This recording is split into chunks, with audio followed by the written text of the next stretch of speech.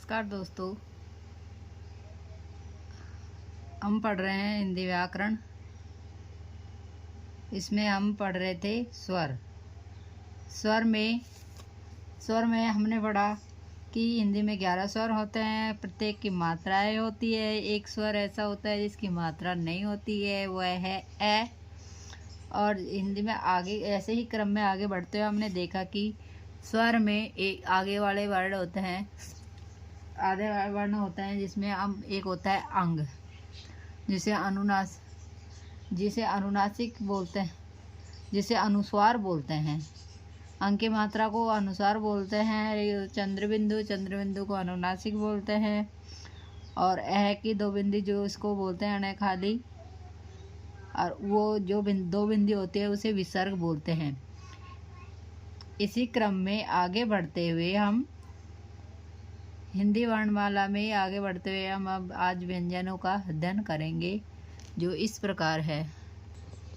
व्यंजन वर्ण देखिए: क, ख, ग, घ, ण, च, छ, ज, झ, ण, ट, ठ, ड, ढ, ण, त, थ, द, ध, न, प, फ, ब, भ, म, य, र, ल, व, स, ह।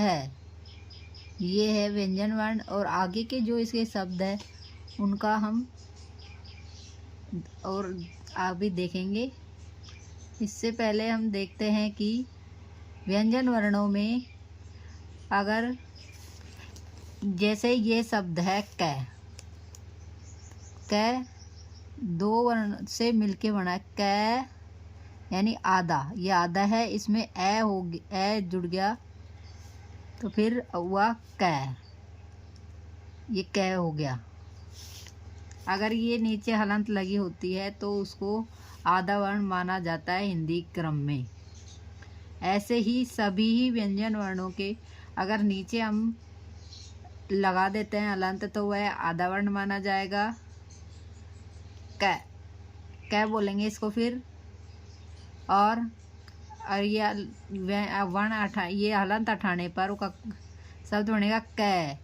जैसे हम बोल के देखते हैं क, लास्ट में क्या बोल रहा है ए, तो दो अक्षरों से मिलके बना है क।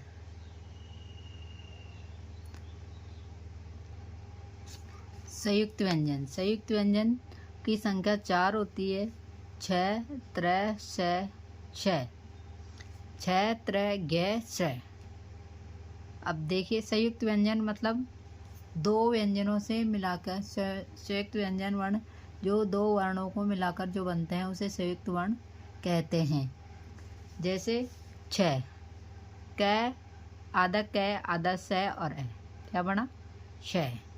उसी तरह त, आधा त और आधा त्र, क्या बन गया? पूरा त्र।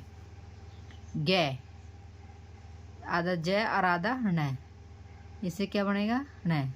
श और र से बन गया श्र। इसी प्रकार ये संयुक्त वर्ण बने हैं। और ये जो चिन्ह है, मैं आगे भी चर्चा करी थी, उसको हम हलंत कहते हैं। अब हलंत कहते हैं जो हिंदी में कई शब्दों के आगे यह लगता है। ये देखिए, इस प्रकार ये चिन्ह है जिसको मैंने बोला था कि उसको ये चिन्ह लगाने से वर्ण आधा बन जाता है। इसको हल चिन्ह बोलते हैं। उसको हम बोलचाल की भाषा में उसको हलंत भी बोलते हैं। यह हिंदी में कई शब्दों में बनता है। जैसे प्रहलाद में है के नीचे देखो, ये जो चिन्ह है वह हलंत का है। पट्टा में भी ये आधा ट है, इसका मतलब ये हलंत लग रहा है, इसलिए क्षमा करें, ये गलत लिखा क्या गया। और अगला शब्द देखिए, अपराहन में भी है के नीचे जो लाइन लगी है। हिंदी भाषा में बहुत से शब्द दूसरी भाषाओं से लिए गए हैं, जिसको हम ग्रहित व्यंजन कहते हैं। ग्रहित मतलब ग्रहण किए हुए, दूसरी भाषाओं से ग्रहण किए हुए कई ऐसे व्यंजन हैं बहुत से जो हमारी हिंदी भाषा में शामिल किए गए हैं, उनके बारे में हम अध्ययन करेंगे। इससे पहले आप प्लीज़ लाइक एंड सब्सक्राइब करें। ग्रहित स्वर ओ, क, ग, ज, फ।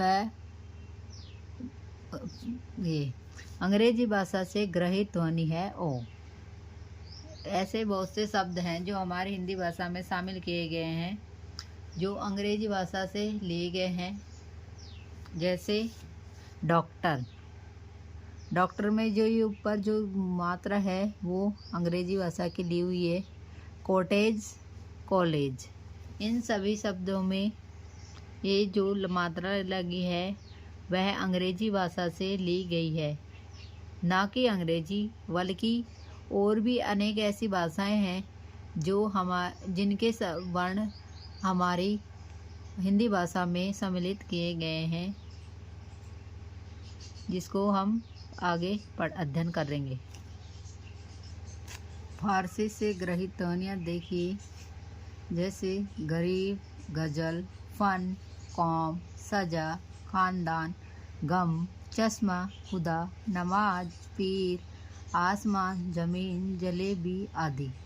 ऐसे बहुत से शब्द हैं जो हमारी हिंदी भाषा में लिए गए हैं, लेकिन वो हमारी भाषा में इस तरह से मिल गए हैं कि हमें लगते हैं कि वो शब्द शुरू से ही हमारे हिंदी के हैं, लेकिन ऐसा नहीं है। हमारे बोलचाल में इतना काम आने लगे हैं विदेशी शब्द, अन्य भाषाओं के शब्द, जो कि हमें ऐसा लगता है कि जैसे ये किसी दूसरी भाषा के है ही नहीं। फारसी भाषा के शब्द हमने देखे, उसके बाद हम देखते हैं अरबी भाषा के कुछ शब्द। किला, मकबरा, महल, तस्वीर, फ़िक्र, वारिस, मुहावरा, दर्द, मौलवी, तबीयत आदि। इस प्रकार अनेक भाषाएं हमारी भाषाओं के शब्द हमारी भाषा में शामिल किए गए हैं। इन शब्दों का भी उतना ही महत्व है जितने हमारे हिंदी शब्दों का है। इसके बिना अब हमारी भाषा अधूरी लगती है। धन्यवाद।